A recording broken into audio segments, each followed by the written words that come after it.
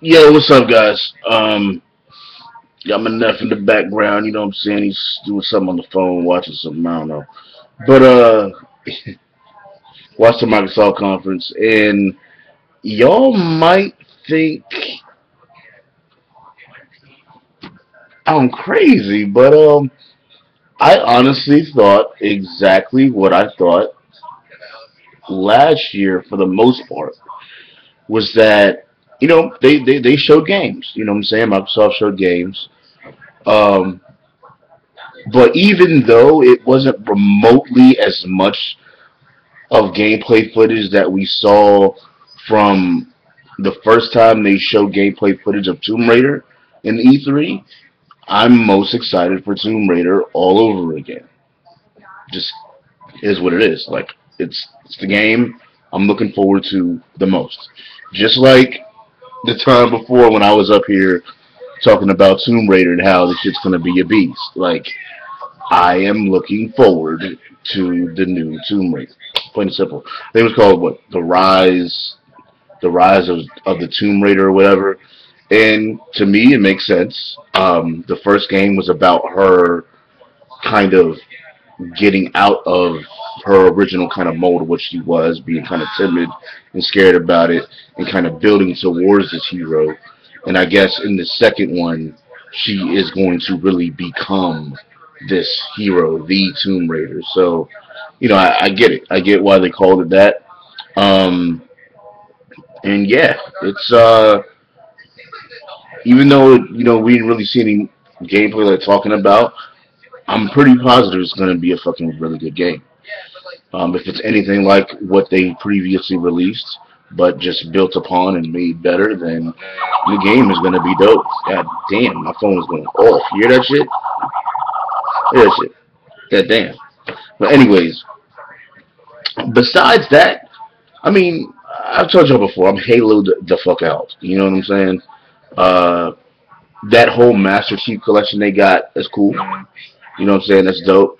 You'll actually be able to have all the Halos on one disc, thank God, on the Xbox One, and you can play from part one to four. So that's cool.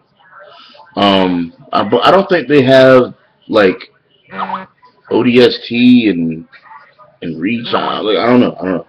But which to me is kind of ridiculous. But still, like I guess that's why they call it the Master Chief Collection and stuff. But to me, I just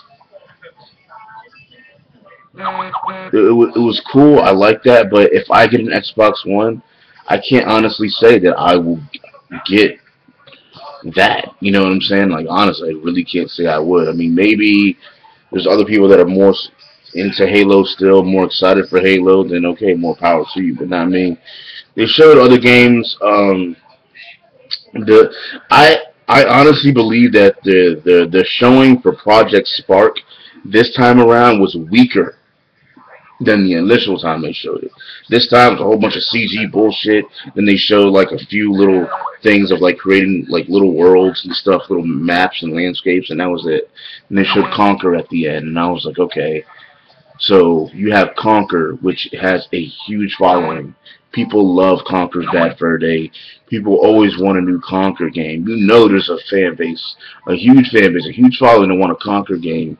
And then he comes up there at the end talking about, hey, 10 years without a new game, stuff like that, and you know what? We're gonna give it to you. Like the sign that I get from that is okay. These motherfuckers couldn't make a good, reasonable fucking Conquer game. So you know what? Let's just give it to the gamers and let them fucking have fun with Conquer. I mean, you know what I'm saying? Like, I don't know. It just kind of rubbed me the wrong way with that. But I still want to see what Project Spark has the capabilities of doing.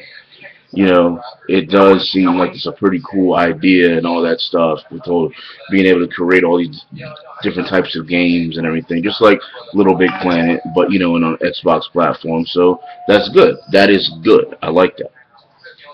But there wasn't anything in the show that really made me want to be like, you know what, I need to get this console.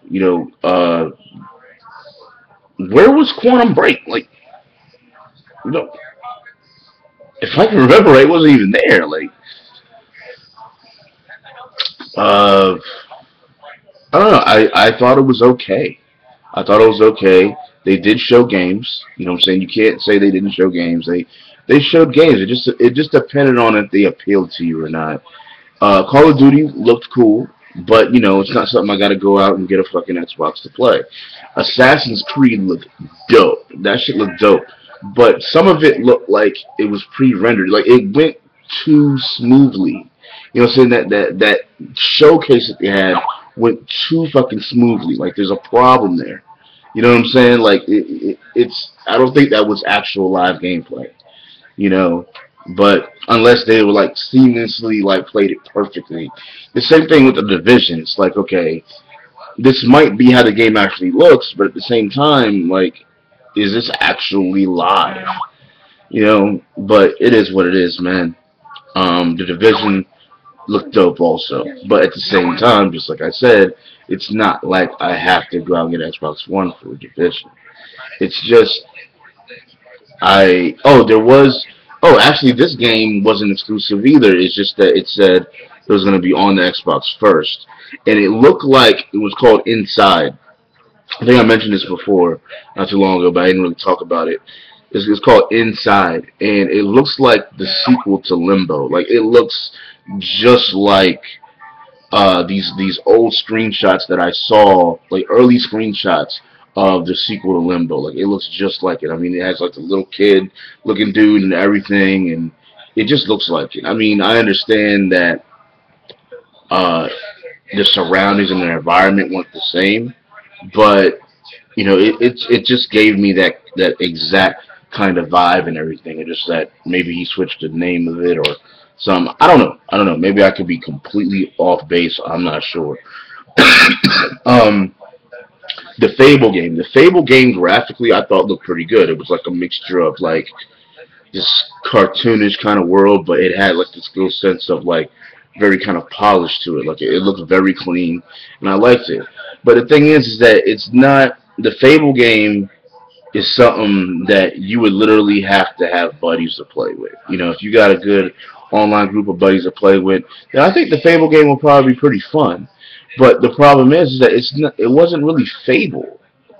It was more like I was talking to him in chat. It was more like a D&D Fable edition because you have one person that's basically like the dungeon master, and they're setting up the traps, the enemies on your locations, and all this stuff, and you're pretty much playing as the heroes trying to get through this thing. I mean that's what I got from it.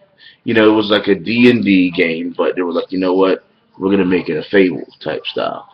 That's kind of what I got from it, from the whole gist of the whole thing. Um, but like I said, regardless, I thought it looked cool. I thought it looked cool. But besides that, I mean, as far as games that sparked my interest, that I was eager to see and that I'm eager to play, Tomb Raider was that one game, and mainly because I am a Tomb Raider fan. I loved the original, the remake that they had, and I'm pretty sure this next one is going to be even better, and it's going to be awesome. It's definitely going to be awesome because honestly, with the Tomb Raider name, that brand, they have too much to lose if they let it fail again. They know that if they make a game out of Tomb Raider, they have to go hard. Like people don't, a lot of people don't understand that. Like they have to go hard. They can't slouch. You know what I'm saying? Like Uncharted is at a point when they could take it easy, and it's proven with Uncharted 3. It's not necessarily that they have to go hard anymore because Uncharted kind of proved itself already, and people know Uncharted, so they're like, you know what, Uncharted's coming out, I'm gonna get that shit. Even though Part 3 kind of slipped up a little bit, people hear of Uncharted 4 and be like, you know what, I want that shit. But the thing is, you look at Tomb Raider, that's not the same idea. People played the first remake, like, okay, this shit was dope. Alright, what else you got? You know what I'm saying? Like, if this next one is dope, if this next one is fire, then they have the makings of something great that they can continuously build on, like consecutively, like just all the time.